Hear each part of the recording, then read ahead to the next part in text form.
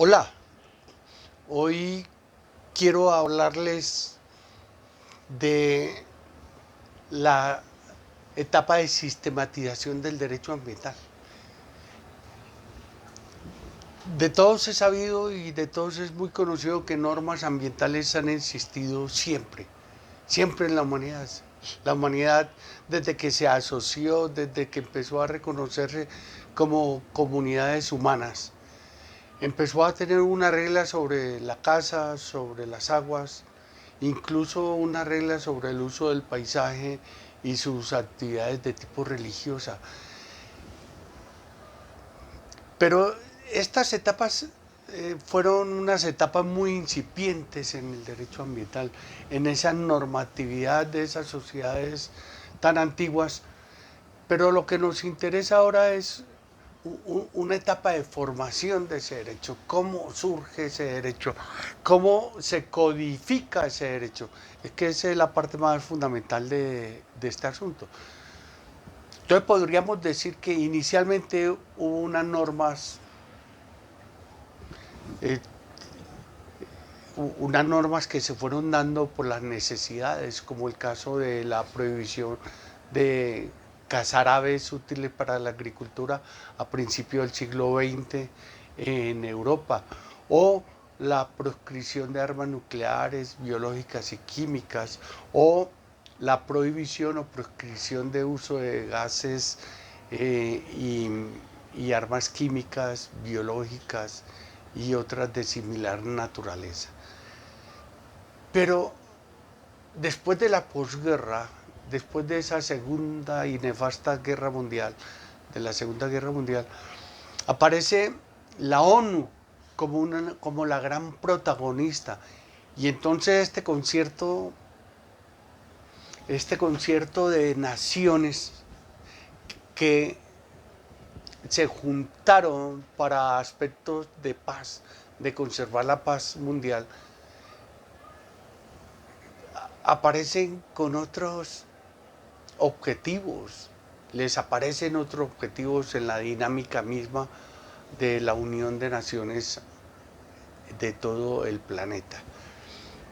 Y cuando hablo que esa dinámica crea nuevos conceptos, podríamos estar hablando de un nacimiento del derecho ambiental internacional, porque fueron las Naciones Unidas a través de su protagonismo, a través de sus llamadas, de de sus encuentros internacionales como Estocolmo 1972, como Río de Janeiro de 1992, etcétera, y otros encuentros internacionales y otros llamamientos internacionales, los que dieron origen a los aspectos de la principialística ambiental.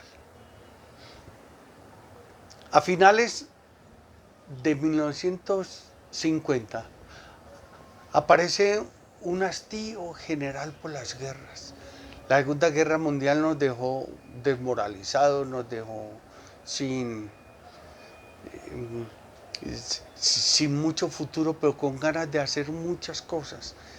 Y aparece el movimiento hippie, y ese movimiento hippie que aparece en Jalisbury, por allá en San Francisco, en la clase media alta, nos trae una conciencia nueva, una nueva religación del hombre con la naturaleza.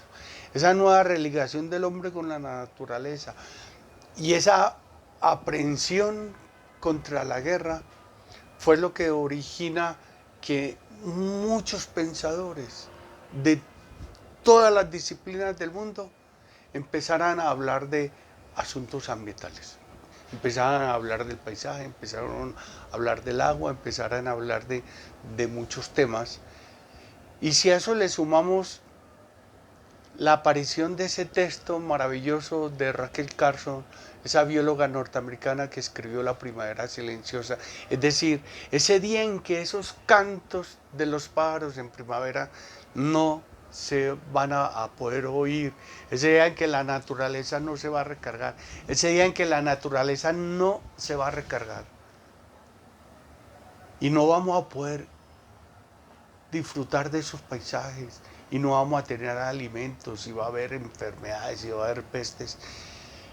Y esa afirmación final de ese texto, hablando de los agroquímicos, hablando del uso de insecticidas, de los pesticidas y demás elementos nocivos para la tierra y para todo lo que sería una vida biológica que soporta la tierra. Entonces esto llamó mucho la atención y llegó a oídos de un club muy importante, el llamado Club de Roma. Y el Club de Roma, preocupado por este asunto, dijo, ¿qué hacemos? Dijo, vamos a hacer un estudio de cómo va a ser esto. Vamos a contratar, mejor que hacer un estudio. Entonces contrataron a unos científicos de la Universidad Tecnológica de Massachusetts y esos científicos crearon un gran documento que se llama Los límites del crecimiento, The Limit of Growth. Y en él planteaban dos cosas fundamentales. La primera,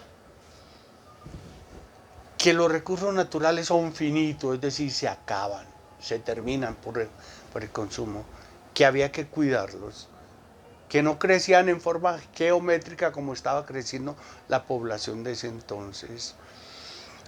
Y el segundo aspecto es cómo vamos a utilizar esos recursos para que no se agoten. ¿Cuáles eran las preocupaciones de los años 70 y las futuras complicaciones que íbamos a tener en el uso de los recursos naturales, especialmente, muy especialmente, para el bienestar del ser humano? Había una concesión de tipo antropológico. Ya en este contexto del movimiento hippie, Rachel Carson y de muchos nacimientos ambientalistas y partidos verdes a nivel internacional, especialmente en Europa, hubo esa necesidad del Club de Roma de comunicarse con las Naciones Unidas y les dijo, vean, aquí hay que hacer una gran cumbre. Y llaman a la primera cumbre a nivel internacional, Estocolmo 1972. En esta cumbre se sentaron las bases de lo que serían las normas de las normas. Yo las llamo porque son normas que te garantizan la vida, y si la vida es el valor supremo de este mundo occidental y si la vida ha sido el valor supremo de ese mundo oriental, este código está a ser llamado para ser las normas de las normas, lo que codifica, lo que te permite vivir, lo que te permite bienestar, lo que te permite consumir, lo que te permite vivir en un ambiente saludable y sano. Así que después de esa cumbre llamada por la Naciones Unidas Cumbre de Estocolmo 1972, Cumbre del Entorno Humano, y fíjese, el entorno humano por la cuestión de que no era todavía muy claro el concepto medioambiental. Incluso me atrevería a decir que el concepto de medio ambiente todavía no está muy definido, porque muchas veces se generaliza con ese asunto de que es todo lo que nos rodea. ¿Será el medio ambiente todo lo que nos rodea o habrá que clasificarlo, contextualizarlo más? Y algunos lo definen como una cuestión de recursos naturales, simplemente. O otros lo llaman una cuestión de arbolitos y pajaritos. No. Lo importante aquí, siguiendo como con la coherencia de lo que quiero expresarle, es que Colombia dio una respuesta. Colombia ha sido un país de leyes. Eso es impresionantemente cierto. Colombia dio una respuesta inmediata, que fue la Ley 23 de 1973. Yo diría, y lo mismo dicen los que saben, que la ley 23 de 1973 fue el primer hito que crea la sistematización, el avance del derecho ambiental colombiano. Y en esa ley ya hablamos de que el ambiente es patrimonio común. Y en esa ley ya hablamos de responsabilidad por daño ambiental. Y en esa ley ya habíamos hablado que era obligación de los particulares y del Estado cuidar de los recursos naturales. Y en esa ley le dimos unas facultades extraordinarias al presidente de ese entonces, Misael Pastrana Borrero, para la expedición de un Código Nacional de Recursos Naturales. Y se hizo la tarea. Y amén que se hizo muy buena la tarea, porque este código todavía está vigente. Ha sido reformado, ha sido derogado en algunas partes, ha sido la dinámica del desarrollo de este decreto ley que resultó como producto de esas facultades extraordinarias del presidente Pastrana. Ha sido un buen un código excelente, maravilloso, con una mirada periférica de los años 70.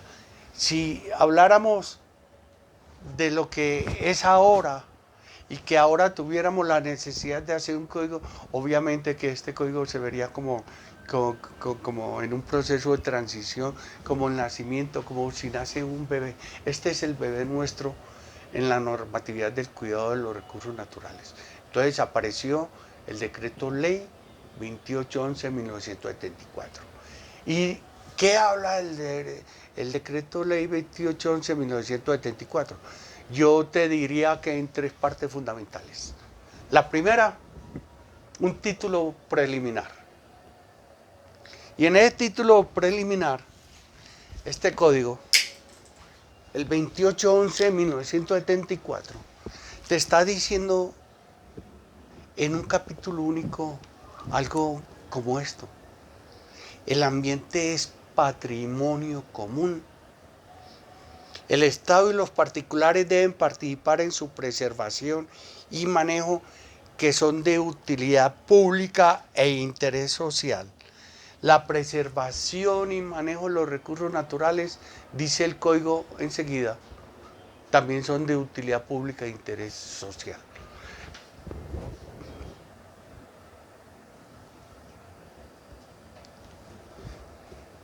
Pero aquí la cuestión de la lectura de ese primer artículo, que es fundamental para entender por qué estas regulaciones sobre los recursos naturales y la forma de apropiación, hay que detenerse en algunas precisiones.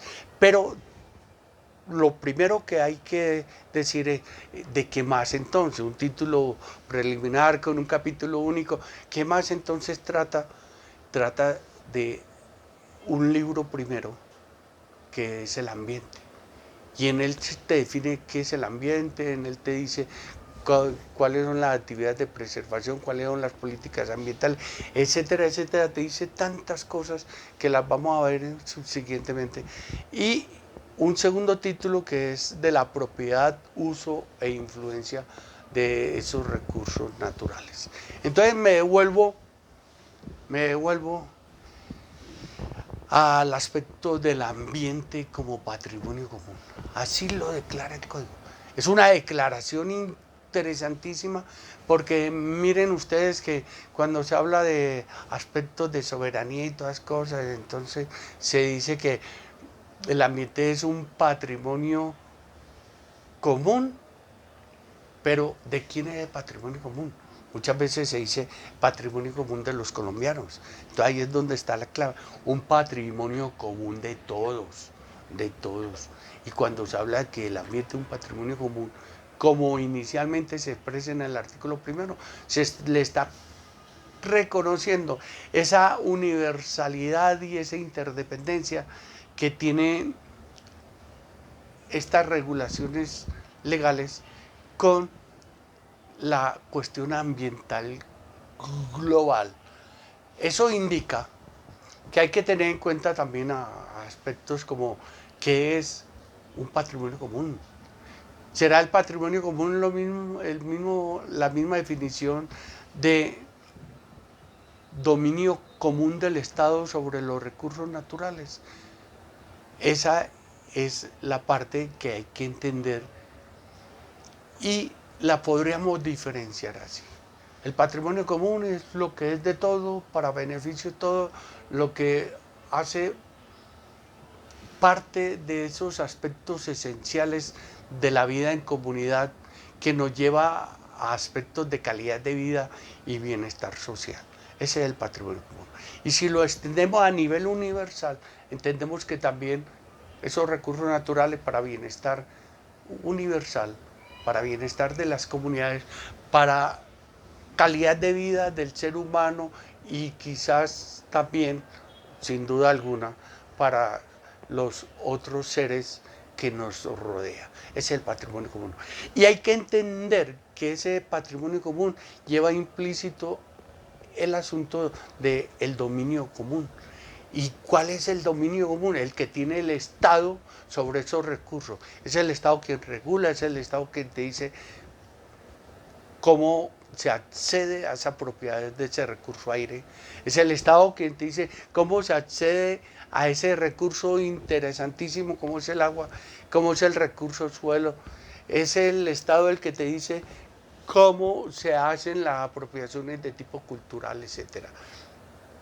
Hasta ahí podríamos hablar de que ese patrimonio común del mundo es también un patrimonio común de los colombianos. Y que ese patrimonio común de los colombianos en cuanto a los recursos que están en nuestro territorio tiene un denominador común que es el dominio público del Estado.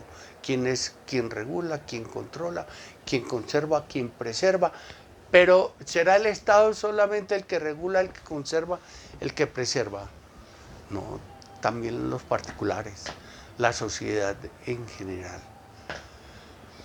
El código, subsiguientemente, en ese mismo capítulo único, te está diciendo cuáles son los objetivos del código, de estas normas. El objeto que te definen lineamientos de la política ambiental colombiana y los lineamientos más principales.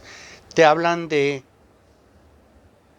lograr la preservación y restauración y conservación del ambiente. Observen ustedes que cuando se está hablando de preservar, es decir, de que lo que hay tiene que seguir existiendo en las mismas condiciones naturales y con las mismas capacidades de carga de ese recurso. Cuando se habla de la conservación, se está hablando de actividades para preservar esos recursos, y cuando se habla de la restauración, te está hablando simplemente de que esas afectaciones que de una u otra manera le ocasionamos a un recurso puedan ser, con la ayuda de la ciencia, la tecnología y de la misma naturaleza, puedan ser conservadas, preservadas para las generaciones presentes y futuras.